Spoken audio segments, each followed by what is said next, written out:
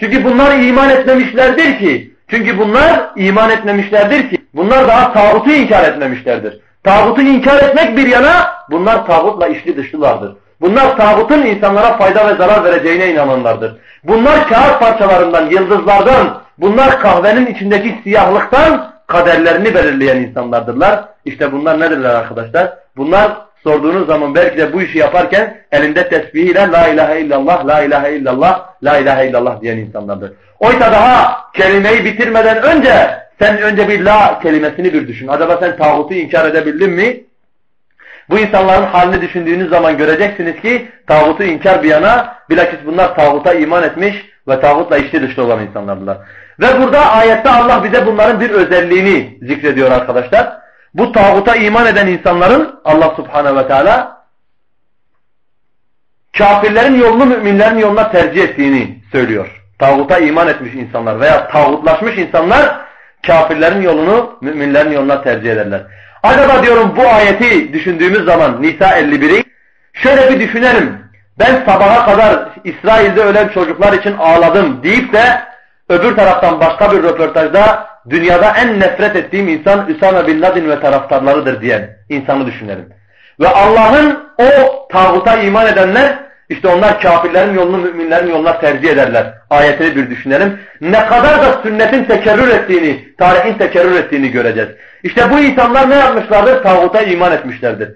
Bunlar Amerika'yı veya İsrail'i överken, barış yanlısı gösterirken, öbür taraftan Filistin'de mücadele eden insanların işsiz, güçsüz, toplumda yeri olmayan, silah kaçakçılığından dolayı savaşın devamını isteyen insanlar diye yansıtan, medyaya yansıtan veya kendi taraflarına yansıtan insanları düşünün ve öbür taraftan Allah'ın şu sözünü düşünün. O tağuta ve cipte iman edenler kafirlere derler ki sizin yolunuz müminlerin yolundan nedir?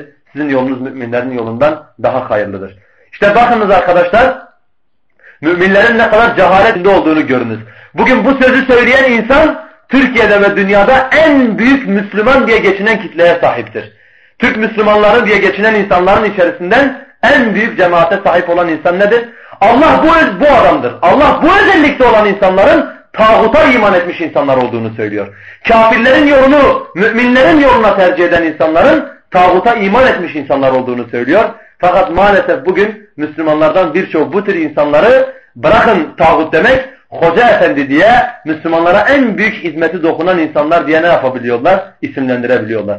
İşte bu bizim imandaki problemimizdir. İşte bu bizim Kur'an-ı Kerim'den uzaklaşmamızdır. Bizim Allah'ın ayetlerinden bir haber olup bilenlerin de Allah'ın ayetiyle vakayı yaşadığımız dönemi iç içe getiremeyişidir. Allah'ın ayetleri sanki o gün indi, o günü ilgilendirdi. Bugün bizi ilgilendiren hiçbir kısmı yoktur. Çünkü biz la ilahe illallah dedik. Biz artık kurtulduk diye düşünen insanlar olduğumuzdan dolayı ayetler bu kadar açık olmasına rağmen, ayetler Allah bize bu kadar açık, seçik etmesine rağmen biz hala ne yapabiliyoruz?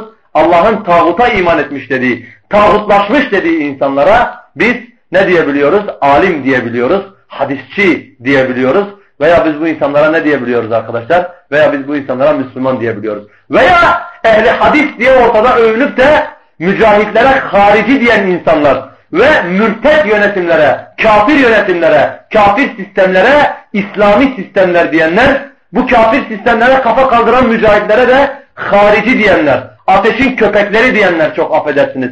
Veyahut da peygamber yakalasaydı onları Semud kavmini, Ad kavmini öldürdüğü gibi öldürürdü diyen insanlar ve biz hala bu insanlara ne diyoruz arkadaşlar? Biz bu insanlara hala ehli sünnetin imamları diyebiliyoruz. Veya biz bu insanlara hala ne diyebiliyoruz? Biz bu insanlara Taifetül Mansura'nın imamları diyebiliyoruz. Oysa Allah bunları ne diye isimlendirmiştir? Açık seçik küfür içinde olan insanları, müminlere tercih eden insanlara Allah tağuta iman etmiş insanlar diye isimlendirmiştir bunları. Öyle değil mi? مِنُونَ بِالْجِبْتِ وَالطَّاغُوتِ وَيَقُولُونَ لِلَّذ۪ينَ كَفَرُوا هَؤُلَاءِ اَهْدَى مِنَ الَّذ۪ينَ آمَنُوا سَبِيلًا. İşte bakın halimize arkadaşlar, bizim halimize ve tağutu inkarı bir düşünün, göreceksiniz ki aramızda ne vardır? Aramızda dağlar kadar fark vardır. Allah'ın tağuta iman etmiş dediği insanlar, Allah'ın tağutlaşmış dediği insanlar, Allah'ın haddini aşmış dediği insanlara biz bunları inkar edip uzaklaşmak yerine bilakis tabi oluyor, fetvalarını yayıyor, bunlara ehl-i sünnet imamları diyor, muhaddisler diyor, hoca efendiler diyoruz ve halka bunları ne yapıyoruz? Daha da sevdiriyoruz. Yani insanlardan konuşurken kendimize de bakmamız lazım. Öyle değil mi? Allah'ın ayetlerini indirirken insanların üzerine kimseye torpil geçmememiz lazım. Çünkü Allah'ın yanında herkes nedir? Allah'ın yanında herkes eşittir. Hatta bakın Allah iman küfür noktasında peygamberlere şu kelimeyi söylüyor. Peygambere diyor ki biz sana ve senden öncekilere şöyle vahyettik. لَاِنْ اَشْرَكْتَ لَيَحْبَطَنَّ عَمَلُكَ وَلَتَكُونَنَّ مِنَ الْخَاسِرِينَ Eğer şirk koşarsansa sen ne yaparız? Bütün amellerin boşa gider ve ne olur? Ve hısrana uğrayanlardan olursun. Peygamberlerin şirk koşmayacağını hepimiz biliyoruz. Öyle değil mi? Allah sanki bizim dikkatimizi çekiyor. Yani ben iman, küfür ve noktasında peygamberlerimle dahi bu sigayla konuşuyorum. Bu uslupla konuşuyorum. Şirk koşarlarsa yerle bir ederim onların amelini. Zarara uğrayanlardan olurlar ki böyle bir şeyin olması da mümkün değildir. Onlar masumdurlar. Sizin haliniz ne olur peki o zaman şirk koşarsanız? Fakat biz ne yapıyoruz arkadaşlar? Allah'ın tağuta iman etmiş, Allah'ın cipte iman etmiş dediği insanlara, kafirlerin yolunu müminlere tercih eden insanlara biz ne diyebiliyoruz? Biz daha da hocalar, alimler diyebiliyoruz. Allah hepimizi ne yapsın? Allah hepimizi hidayete erdirsin. Yine aynı şekilde arkadaşlar Allah Subhanahu ve Teala tağutun ne olduğunu bize başka bir ayette öğretiyor. Allah Subhanahu ve Teala bize tağutun ne olduğunu başka bir ayette öğretiyor. Diyor ki أَلَمْ تَرَ إِلَى الَّذ۪ينَ يَزْعُمُونَ أَنَّهُمْ آمَنُوا بِمَا أُنْزِلَ إِلَيْكَ وَمَا أُنْزِلَ مِنْ قَبْلِكَ يُرِيدُونَ أَنْ يَتَحَاكَمُوا إِلَى الطَّاغُوتِ وَقَدْ أُمِرُوا أَنْ يَكْفُرُوا بِهِ وَيُرِيدُ الشَّيْطَانُ أَنْ يُضِلَّهُمْ ضَلَالًا بَعِيدًا Allah Subhanahu ve Teala diyor ki Peygamberimize sen sana ve senden önce indirilene iman ettiklerini zan edenleri gördün mü? Bakın Allah bunların imanını kabul etmiyor. Ayette Allah'ın bahsedeceği insanların Allah imanını ne yapmıyor? Allah imanını kabul etmiyor. Sana ve senden önce indirilene iman ettiklerini zan edenleri gördün mü? Yani iman etmemişler. Sadece iman ettiklerini ne yapıyorlar? Zannediyorlar. Peki kimdir bu insanlar? Allah'ın imanlarını yerle bir ettiği, Allah'ın imanlarını zan kıldığı insanlar. Kimlerdir? يُرِيدُونَ أَنْ يَتَحَاكَمُوا اِلَى الطَّاغُوتِ İşte onlar tağuta muhakeme olmak isterler. Onlar tağuta muhakeme olmak isteyenlerdir. يُرِيدُونَ أَنْ يَتَحَاكَمُوا اِلَى الطَّاغُوتِ وَقَدْ اُمِرُوا اَنْ يَكْفُرُوا بِهِ Oysa onlar onu inkar edilmekle emrolunmuşlardı. O tağutu inkar etmekle emrolunurken onlar ona muhakeme olmak isterler.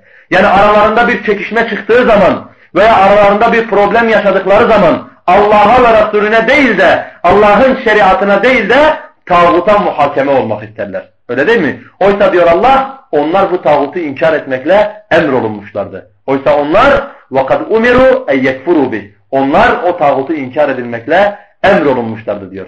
İşte dikkat ederseniz arkadaşlar Allah burada tağutu kime tağut diyor? Allah kendi anayasası, kendi şeriatın dışındaki bütün sistemlere, bütün kanunlara Allah Subhanahu ve Teala tağut diyor. Eğer bir insan çekişme anında Allah'ın kanunlarına gitmiyorsa, başka bir merciye başvuruyorsa, bu örf olabilir, bu kanun olabilir, bu anayasa olabilir, bu mahkemeler olabilir, şeriat esasına dayanmayan herhangi bir yer olabilir. Allah buna ne diyor? Allah bunu tağut diye isimlendiriyor. Ki ve bunu yapan insanlara da Allah bunlar iman etmemişlerdir diyor. Bunlar iman ettiklerini zan eden insanlardır diyor Allah Subhanahu ve Teala. Bakınız ayetin nüzul sebebinde ne zikredilir? Ensardan biriyle veya Medine ehlinden biriyle Yahudinin biri tartışırlar. Yahudi der ki Muhammed'e gidelim. Çünkü Muhammed Aleyhisselatü Vesselam adaletlidir. O kimseye zulmetmez, o rüşvet yemez, Yahudi haklı olduğunu biliyor. Diğeri de diyor ki hayır kahine gidelim. Çünkü kendisi haksız, kahine rüşvet verecek, bu şekilde kendini haklı çıkaracak. Allah Subhanahu ve Teala bu ayeti indiriyor. Başka bir rivayette Kâb ibn Eşref'e gidelim diyor. Yani Yahudilerin ilim adamlarından olan, şairlerinden olan Kâb ibn Eşref'e gidelim diyor. Allah, diğer de yok Peygamber Aleyhisselatü Vesselam'a gidelim diyor. Allah Subhanahu ve Teala bunların imanını ne yapıyor? Bunun imanı zandır diyor.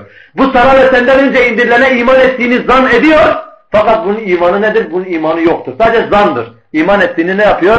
İman ettiğini zannediyor. Suçu yuridune en yetehakemu ile tağut. Tağuta muhakeme olmak isterler. Vakat umiru en yekfuru bih. Oysa onlar onu inkar edilmekle emredilmişlerdi diyor Allah Subhanahu ve Teala. O zaman biz buradan neyi anladık arkadaşlar? Allah Subhanahu ve Teala kendi kanunlarının dışında kanunları, sistemleri, mercileri, başvurulan yerleri tağut diye isimlendiriyor. Öyle değil mi? O zaman ben Müslümanım diyen bir insan La ilahe illallah'a girmek isteyen bir insan bu tağutu inkar etmeden ne olamaz? Bu sistemleri inkar etmeden, Kur'an ve sünnet esasına dayalı olmayan sistemleri inkar etmeden bir insanın Müslüman olması ne değildir? Bir insanın Müslüman olması söz konusu değildir. Neden arkadaşlar? Çünkü hüküm Allah'ındır. Çünkü hüküm Allah'ındır. İnil hukmu illa lillah. Hüküm sadece ve sadece Allah'ındır diyor Allah. Ve la yüşriku fi hukmihi ahada. O Allah kendi hükmünde hiç kimseyi ortak koşmaz diyor Allah Subhanahu ve Teala. فَاِنْ تَنَازَعْتُمْ ف۪ي شَيْءٍ فَرُدُّوهُ اِلَى اللّٰهِ وَالرَّسُولِ اِنْ كُنْتُمْ تُؤْمِنُونَ بِاللّٰهِ وَالْيَوْمِ الْآخِرِ. Eğer bir konuda ihtilaf ederseniz, Allah'a ve ahiret gününe iman ediyorsanız, Allah'a ve Resulüne götürün diyor Allah. Yani sıkıntılar anında başvurduğunuz merci Allah ve Resulü olmalıdır diyor. Eğer iman etmişseniz böyle olacaktır diyor Allah Subhanahu ve Teala. Allah'a ve ahiret gününe iman edenin başvurduğu merci nedir? Başvurduğu merci kitap ve sünnettir. Ama Allah'a ve ahiret gününe iman etmemiş veya önümüzdeki ayette olduğu gibi iman ettiğini zan eden fakat Allah'ın imanını kabul etmediği insanlar ne yaparlar? Tağuta muhakeme olmak isterler. Bakın bugün Müslümanların arasında çıkan çekişmelere iki Müslüman ticari bir konuda veya başka bir konuda ne yapıyor? Veya başka bir konuda tartışıyorlar arkadaşlar. Bir alime gidip sıkıntılarını giderebilirler. Bir hocaya gidip şeriatı bilen bir insana gidip sıkıntılarını giderebilirler. Fakat ne yapıyorlar arkadaşlar? Fakat bu insanlar tağuta başvuruyorlar. İmkan dahilinde olmasına rağmen Allah'ın hükmüne değil de TC Anayasası'nın küfür kanunlarına başvuruyorlar. Allah'ın tağut dediği yere ne yapıyorlar? Başvuruyorlar. Yine bir başkasına bakınız arkadaşlar. Ben Müslümanım diyen bir insan kendisine miras kaldığı zaman erkek 2 alır, kadın 1 alır ya şeriata göre. Hani der aile, gelin şeriata göre halledelim miras meselesini. Öyle değil mi? Aramızda bu şekilde paylaşalım denildiği zaman ne der? Hayır. Mahkemeye gideriz o zaman. Neden? Çünkü niye ben 1 alacağım benim erkek kardeşim 2 alacak diyen belki bunu yaparken daha biraz önce namazdan sonra 100 kere la ilahe illallah demiş olan bir kadın görürsünüz. Veya herhangi bir çekişmede kendisi şeriata gittiği zaman haksız çıkacak veya zararlı çıkacak dünya noktasında kardeşini alıp tağutun mahkemesine götüren insanı düşünün. Belki bir insan bunu yaparken de elinde ne vardır? Belki bir insan bunu yaparken de elinde tesbih vardır. La ilahe illallah diyor. Oysa ayetin bu noktada ne kadar açık olduğuna bakınız. Onlar iman ettiklerini zannederler. Peki suçları neydi? Onların imanını hakikat derecesinden zan derecesine düşüren, iman dairesinden küfür dairesine getiren suçları neydi dediğimiz zaman yuridune en yetehakemu ila tağut. Peygamber mevcutken aleyhissalatu vesselam aralarında varken Allah'ın kitabı varken onlar ne yaparlar? Onlar tağuta muhakeme olmak isterler. Ondan başkasına gitmek isterler. Onun hükmüne gitmek isterler. Oysa وَقَدْ اُمِرُوا اَنْ يَكْفُرُوا بِهِ. Onlar bunu inkar edilmekle ne olmuşlardı? Onlar bunu inkar edilmekle emrolmuşlardı diyor. Allah Subhanahu ve Teala bize söylüyor. O zaman arkadaşlar bu müessese başlı başına nedir? Başlı başına bir tağuttur. Kişi bundan uzaklaşmadığı müddetçe, kişi bunu inkar etmediği müddetçe la kapısından içeriye giremez ki illallahı yerine getirmiş olsun ve Müslüman olabilsin. Tağutu ne yapmamıştır? Tağutu inkar edememiştir. Bundan daha büyük bir musibet Müslüman diye geçinen insanların bırakın tağuta muhakeme olmayı bizzat bu tağuti mahkemelere kanun yapan insanları kendi oylarıyla seçmeleridir. İşte asıl musibet nerededir? Asıl musibet buradadır. Yani daha önce de önceki derste söylemiştim. Elinde tesbihiyle la ilahe illallah, la ilahe illallah diyen adamın gidip de Refah Partisi'ne oy verdiğini görürsünüz. Öyle değil mi? Neden dolayı?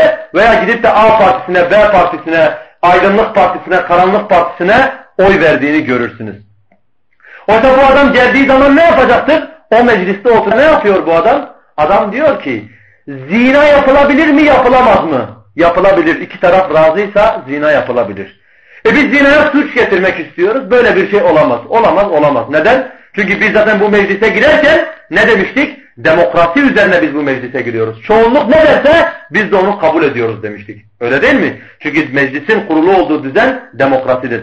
Velev itiraz dahi etse Allah'ın helal kıldığını haram kılan bir kanuna, fakat başlangıç noktasında demokrasi ilkesi üzerine bu meclise girdiği için karar ne yapıyor? Karar onu da bağlıyor. Çünkü mecliste ne yazar? Meclisin ana temel kanunu nedir?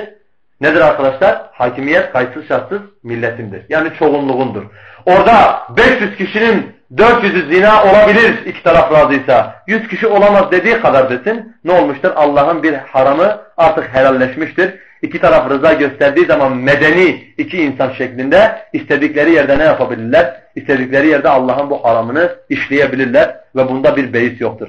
İşte maalesef elinde testten Müslüman diye geçinen bir insan bu sistemden uzaklaşması gerekirken bu tağutun ana maddesi olan, tağutun ana kaynağı olan meclisten uzaklaşması gerekirken bakarsınız bu adam ne yapar? Oy vererekten bilakis kendisi oradaki milletvekillerini ne yapar? Kendisi oradaki milletvekillerini belirler. Ve bunu yaparken de arkadaşlar birçoğu maalesef Allah'ın şirk dediğine, Allah'ın tağut dediğine ne der? Bu aciz, bu nutfeden yaratılmış olup da kendi aklına bakmayan insan Allah'a kafa kaldırıyormuşçasına Allah'ın şirk dediğine maslahat der. Allah'ın küfür dediğine maslahat der. Allah'ın kainatın dengesini bozan zulüm dediğine, cahiliye dediğine bu adam kalkar size ne der? Bu adam der hayır. Bu maslahattır. Müslümanların burada bulunması lazımdır. Yani zulümatun ba'duha fevka ba'd. Karanlıklar üzerinde neler? Karanlıklar. Zaten tağutu inkar etmemiştir. Tağuta başvurmuştur. Tağuta iman etmiştir. Tağutu kendisi başa getirmiştir. Bununla da yetinmez. Allah'ın küfür dediği bu müesseseye ve Allah'ın küfür dediği bu olaya, bu fiile adam ne der? Adam maslahat der. Yani sanki Allah'ın küfür deyişi onu bağlamıyor. Onun yanında bu nedir? Onun yanında bu maslahattır. Vel-iyazu billah. İşte arkadaşlar tağutun bir özelliğini daha öğrendik. Bütün Allah'ın Kur'an'ının ve Resulünün sünnetinin yani kısaca Allah'ın anayasasının dışındaki bütün merciler nedir? Bütün merciler hüküm noktasında tağuti mercilerdir ve buna başvuran insanların imanları zandan ibarettir ve biz bu tağutları inkar edilmekle emrolunmuşuz. Peki bugün insanlar nasıl bu tağutun tuzağına düşmüşlerdir? Oy vererekten, meclislere girerekten bu birinci nokta. Öyle değil mi? İşlemiş oldukları küfür, yani belki ilk başta Allah'a iman etmişlerdi, belki tabii, öyle değil mi? Genelde bu düşüncede olan bir insan başlangıç noktasında Allah'a imanı problemlidir. Fakat oraya gidip de oy attıktan sonra o imanı ne olmuş? Biz bunu gördükten sonra, bir insan oy attığını gördükten sonra biliyoruz ki artık bu nedir? Artık bunun imanı ne olur? Zan derecesine düşmüştür. Allah bunun imanını ne yapıyor? Allah bunun imanını yalanlıyor. Veya şer'i bir yolla bir olay halledilebilecekken mahkemelere başvuran insanlar. Bir hocaya gidelim, bir alime gidelim, bizim sorunumuzu çözsün diyerine ne yapanlar? Daha fazla maslahat adı altında veya daha fazla dünyalık için dinini dünyaya satan, tağutu inkar edemeyen, imanlarını zan mertebesine düşen insanları görüyoruz. İşte ondan sonra arkadaşlar La ilahe illallah önceki kavimler Allah'ın yardımı, Allah'ın vaadi ve bugün La ilahe illallah diyen insanları düşünün. Göreceksiniz ki aradaki fark nedir? Göreceksiniz ki aradaki farkın ne kadar büyük olduğunu göreceksiniz. Neden? Çünkü Allah subhanehu ve teala bize emrediyor. Bu tağutu inkar edin diyor. Bu tağuttan uzak durun diyor. Bunu yapmadan Müslüman olamazsınız diyor. Urvetül vuskaya yapışamazsınız diyor. Fakat biz maalesef ne yapıyoruz? Sanki hayır diyoruz.